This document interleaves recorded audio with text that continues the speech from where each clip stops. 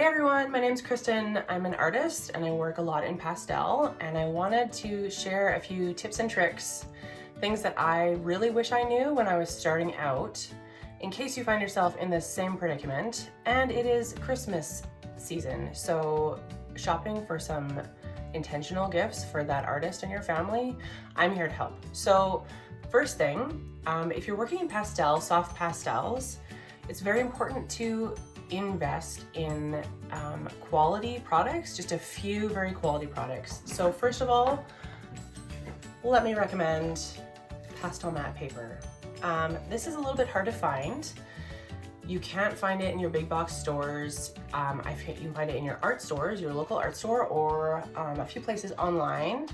It's the best paper I have found for working with pastels, especially soft pastels, and the paper really matters. So the quality of portrait that you can produce on this pastel matte paper is exponentially greater because it holds these layers of color, and you can blend color and like almost limitlessly do layers of color on this paper. Other papers will not hold so many layers. So use good paper, invest in a pad of this.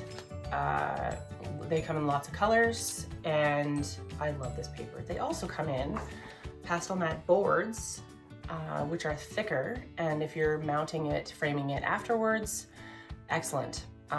So find those for yourself or for that artist that you're buying for. Paper is important. Also, I use Faber-Castell soft pastel pencils and Carbothello.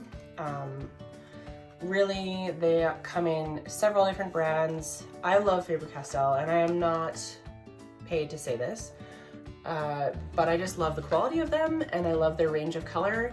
The reason why pastel artists tend to buy lots of different brands is because they come in slightly different colors. So as you build up your supply of different colors that you're using for your portraits, you will see the difference between different brands and be able to pick exactly which colors depending on what you're working on. But when you're starting out, get like a tin. They come in as small as 12 packs, I think, up to like 100 packs of Faber-Castell, like a mixed like variety pack for starting out. That's what I would recommend, because they are excellent quality again, and quality is very important in the kind of art you can produce. Next, I would recommend sharpeners. So I have had a terrible experience with sharpeners, and I apologize with my crazy hair. I mean, it fits my artist persona that's very stereotypical. I don't care. This is very important. So I have gone through lots of name brand sharpeners specific for soft pastels, and none of them have worked in actually keeping my pencil sharp. They dull right away, they don't work, they're expensive. This one is from the UK. And other artists that use soft pastels love them. However, for me, that did not work. So this is what you need to invest in. You can find it at any of your stores out there. Hardware stores, big box stores, whatever. Get an X-Acto knife, because working with those, they stay sharp. You just, as they get dull, you roll up the blade a little bit more, and you can get the sharpest pencils and control that really fine tip. I was looking for that for a long time when I first got started, and got so frustrated that all my pencils, and lots of them are still in this very dull, because I only sharpen it as I need it. Need to use that color. Yes, having sharp tip pencils allows for this kind of realism detail that I like to go for. So do not waste your money on buying all these different kinds of sharpeners that are expensive and are for soft pastels. I'm here to say, buy an X-Acto knife and you will save yourself so much money and so much time. Next tip, pan pastels. Once you're broadening your range, once you've got your paper, your soft pastel pencils, and your sharpener all figured out, you're set to go. A couple other tips. So pan pastels, these little guys, are really great for working in some depth of color at the very beginning of starting your portraits.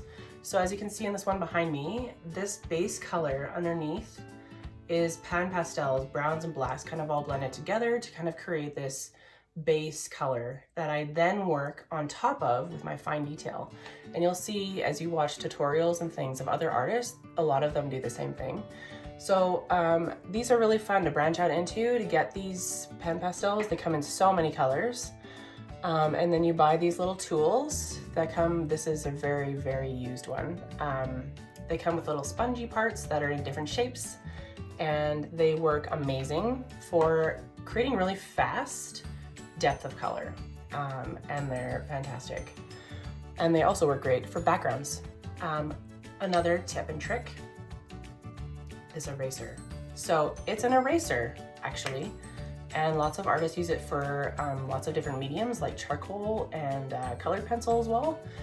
This works great for soft pastel, and you can use it just like a regular eraser on the paper when you get a little out of control and you go a little bit too far. Just use this and it works great. You can't use regular erasers because it's soft pastel, but these are like $1 and excellent investment. I think everybody needs one of those. So you've got your paper, sharpener, pencils, pan pastels, and eraser all figured out.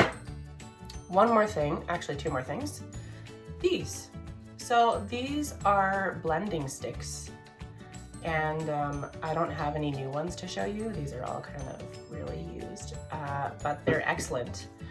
And they're for blending the pastels, and I use them all the time. So they come, you can buy them online. I think you'd have to go to an art store to find these.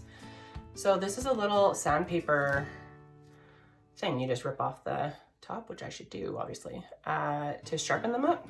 And you just use a paper towel to wipe them off if you've used them before to get all the excess color. And then you blend it. You blend your stuff, you just get blended. It's just great blending times. So find some of those are fun. Other than the sponges, and you'll find using these kind of spongy guys, and these blend really different. So I find these take off a lot more color as I'm blending. These keep the color better and keep the layers on the paper. So you just have to experiment. That's the fun of art. Get some tools. It's really, those kind of things are not expensive and they're really fun to play with. So last tip and trick. New pastels. They come in a little box. You can buy them in bigger boxes, smaller boxes at your art store. Some online retailers, online art stores also sell them. You will not find them at your big box stores.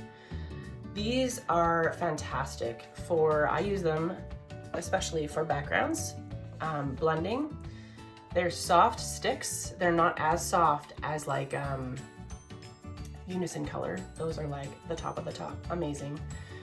These guys are great for details and highlights and shadow areas. So even if you were just to buy a black and a white one, I go in at the very end of my portrait and use this black stick. It is blacker than the pencil, than the pan pastel. It's the blackest. So I use it for like the deepest shadow areas, and then this for the little highlight on their eyes or wherever else. These are awesome. And they finish your portrait or whatever you're working on in pastel excellently. So there you have it. That's my tips and tricks for starting out artists. Some supplies you need to invest in. I hope I've helped somebody out there because I really wish I had stumbled upon a video like this when I was starting out. Happy creating!